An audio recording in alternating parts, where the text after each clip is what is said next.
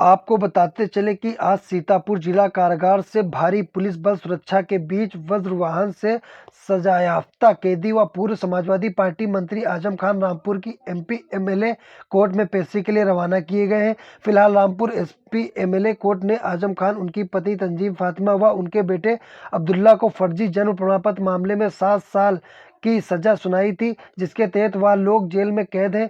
जहां पर आजम खान सीतापुर जेल में शिफ्ट किए गए थे, वहीं पर उनकी पत्नी रामपुर जेल में व उनके बेटे हरदोई जेल में बंद हैं। इस दौरान सीतापुर जिला कारागार से आजम खान को रामपुर एमपी एमएलए कोर्ट में पेशी के लिए ले जाया जाता है। मिली जानकारी के अनुसार वह अब तक 3 बार रामपुर एमपी एमएलए कोर्ट में पेशी के लिए जा चुके हैं तथा एक बार उनकी ऑनलाइन पेशी भी कराई गई है। फिलहाल वह पेशी के बाद रामपुर से फिर सीतापुर जेल में बंद कर दिए जाएंगे।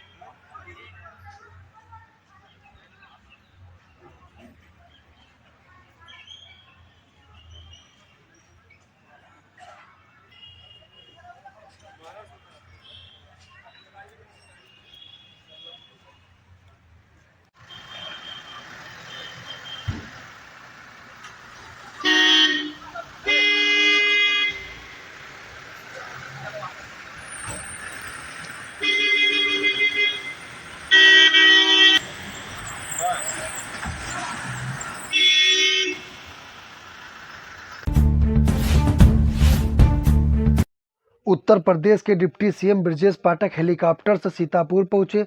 डिप्टी सीएम ने लालबाग चौराहे पर पूर्व प्रधानमंत्री स्वर्गीय अटल बिहारी वाजपेयी की प्रतिमा का अनावरण किया और कई विभागों के अधिकारियों के साथ समीक्षा बैठक भी की। आपको बताते चले, उत्तर प्रदेश सरकार के उप मुख्यमंत्री ब्रजेश पाठक ने गुरुवार को सीतापुर में काफी समय बिताया, जिसमें उन्होंने कई विभाग के अधिकारियों के साथ समीक्षा बैठक भी की। तभी लालबाग चौराहे पर पहुंचकर उन्होंने पूर्व प्रधानमंत्री स्वर्गीय अटल बिहारी वाजपेयी की प्रतिमा का अनावरण भी किया तथा सीतापुर जिला अस्पताल का निरीक्षण किया और भी कई जगह पर पहुंचे। तभी वापसी में उन्होंने सीतापुर के 2 विधायकों को लेकर लखनऊ के लिए हेलीकॉप्टर से रवाना हुए। अब आप आगे देखें कि कौन कौन वह विधायक थे।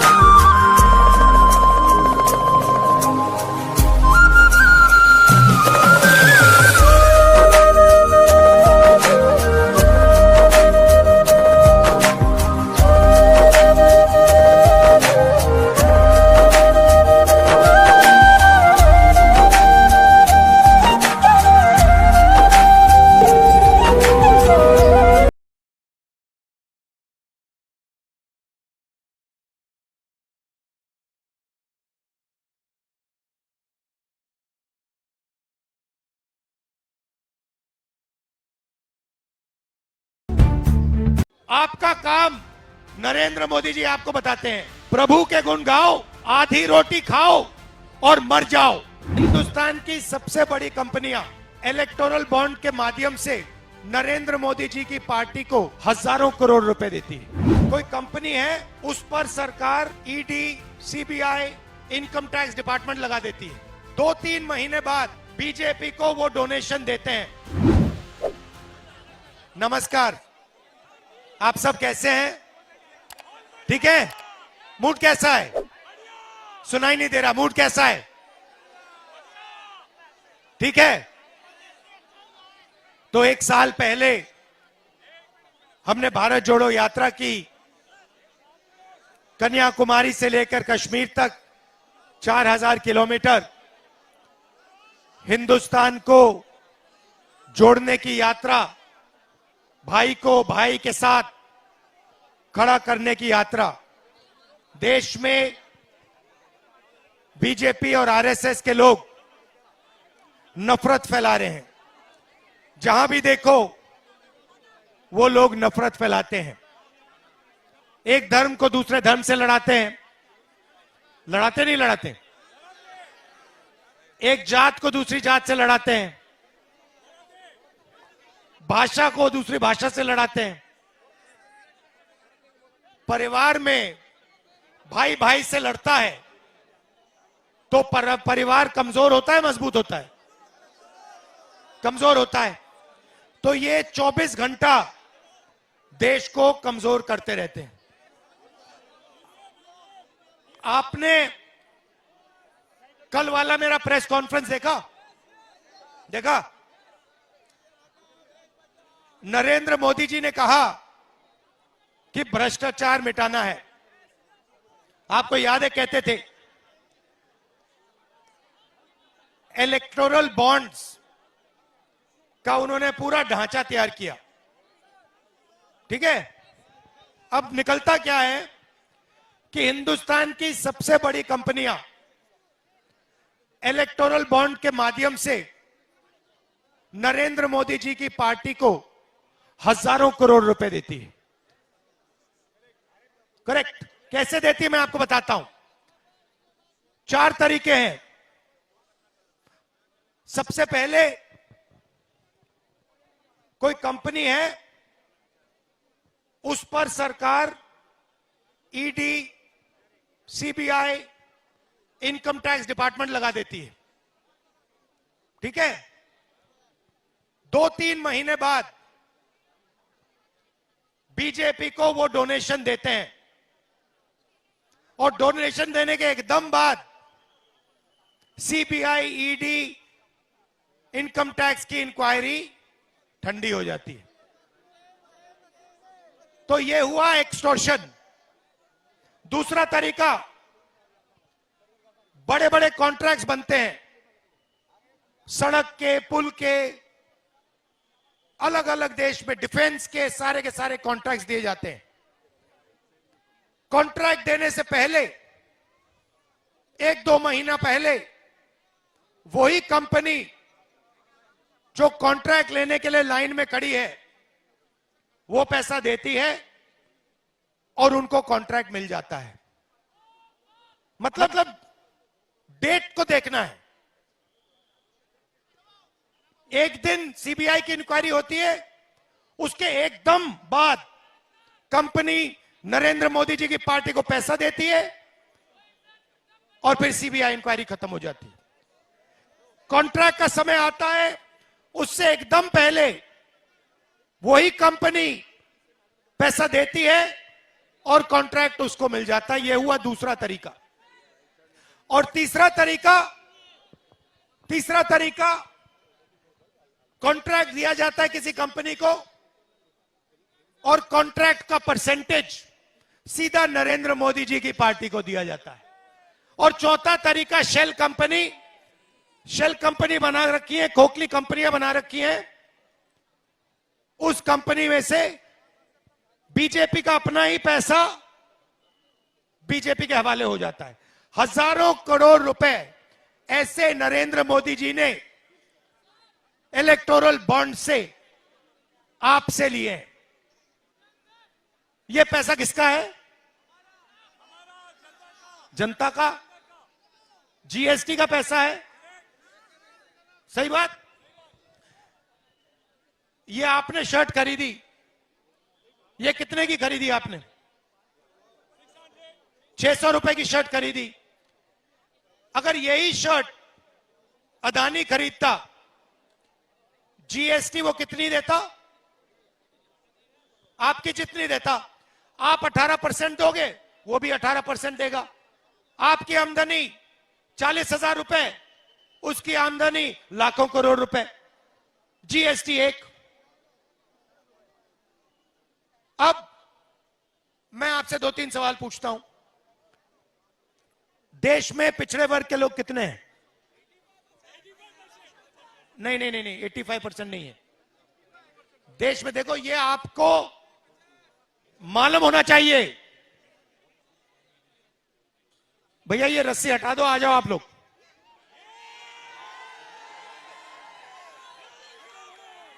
ये रस्सियां मोदी जी के लिए रखिए, मेरे लिए मत रखिए। मुझे कोई रस्सी की जरूरत नहीं है।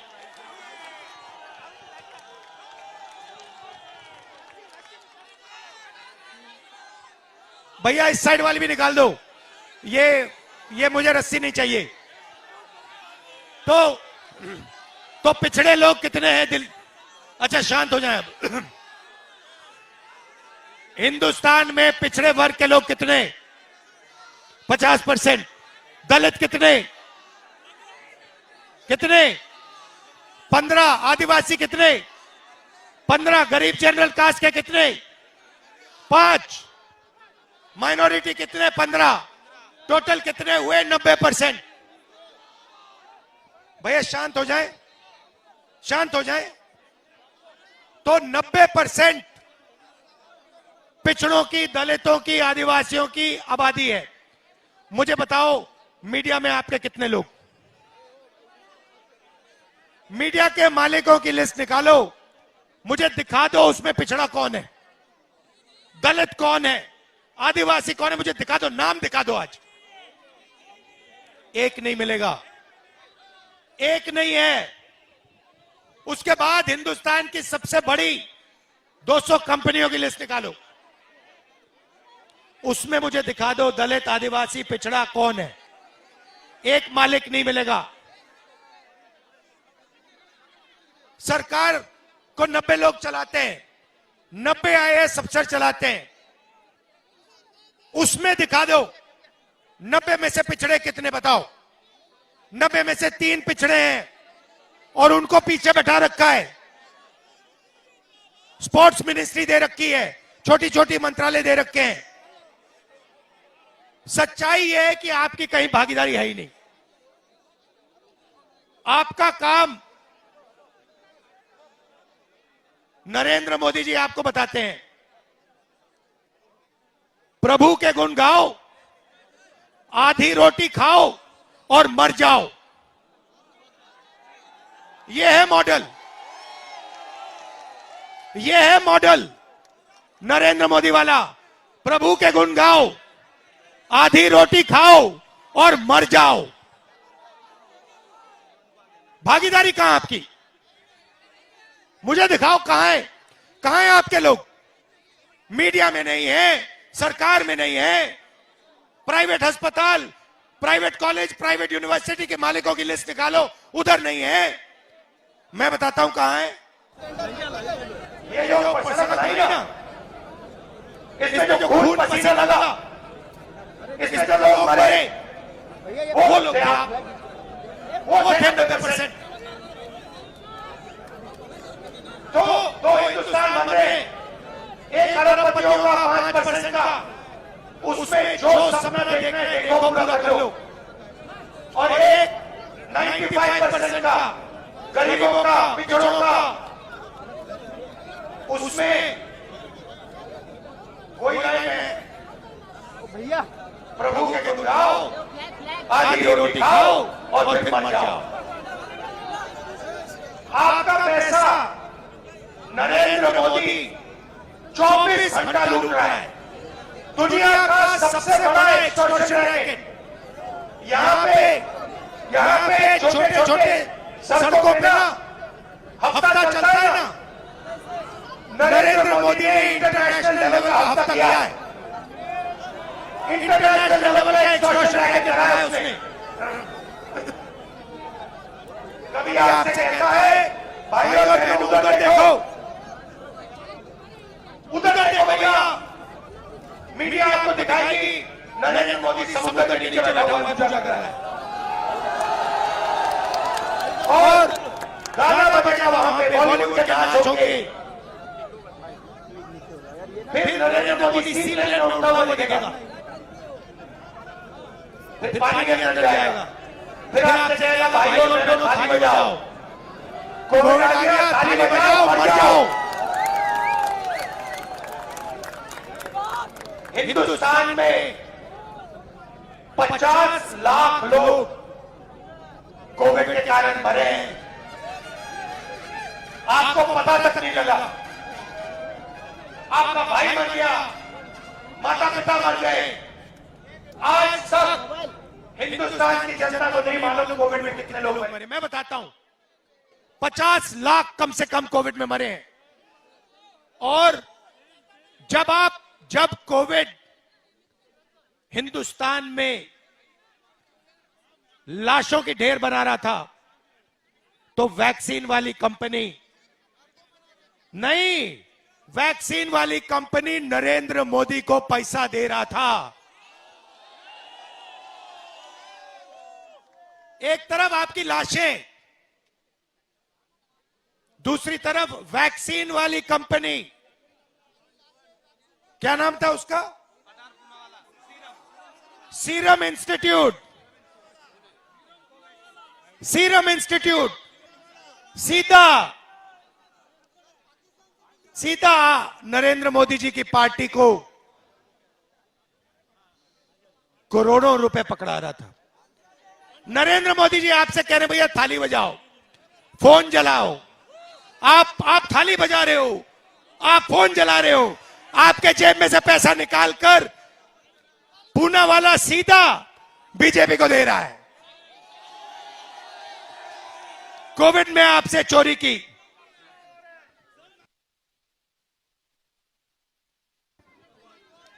कोविड में कोवैक्सीन वैक्सीन से, सड़क से, डिफेंस इंडस्ट्री से लिस्ट निकली है भाई और बहनों। कंपनी की लिस्टें देख लो, हफ्ता लेता है, इंटरनेशनल लेवल का हफ्ता चल रहा है हिंदुस्तान में। और जो भी चू करता है ना, उसको अमित शाह, सीबीआई, ईडी ये डरा के चुप करा देता है। यहां पे मैं आपसे पूछता हूं, यहां पे शिवसेना को, एनसीपी को तोड़ा कैसे? ये हाँ, मगर कैसे? ये क्या आपको लगता है, आपको क्या लगता है, आपको क्या लगता है कि ये जो एमएलए भागे हैं, ये फ्री में भागे हैं क्या?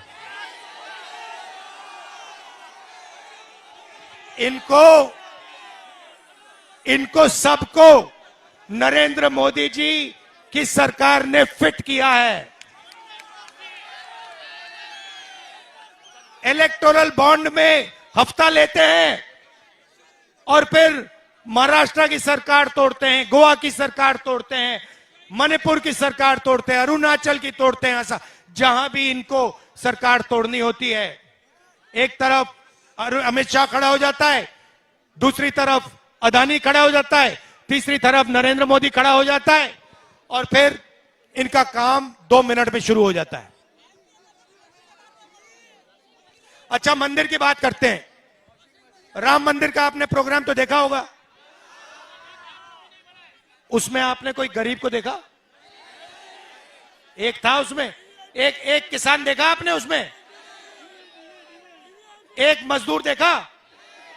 अदानी देखा? अंबानी देखा? हिंदुस्तान के अरबपति देखे? बॉलीवुड के स्टार्स देखे? क्रिकेट प्लेयर्स देखे? हिंदुस्तान की राष्ट्रपति आदिवासी है, उसको एंट्री तक नहीं दी। हिंदुस्तान के राष्ट्रपति को कहा गया, देखो तुम राम मंदिर के इनॉग्रेशन में नहीं आ सकती हो, तुम्हारे लिए यहां पे कोई जगह नहीं है। आपने मंदिर में कोई दलित देखा? कोई पिछड़ा देखा? राष्ट्रपति नहीं था, वो बेचारा झारखंड का चीफ मिनिस्टर है, वो आदिवासी है, उसको तक नहीं जाने दिया। उसके पे कह दिया भैया तुम आदिवासी हो, तुम नहीं जा सकते इसमें। ये सिर्फ 2-3% लोगों के लिए है। इसमें सिर्फ अरबपति जा सकते हैं, इसमें नरेंद्र मोदी जा सकते हैं, इसमें मोहन भागवत जा सकते हैं, इसमें चुने हुए चुन कर 1% के लोग जा सकते हैं, और कोई नहीं जा सकता।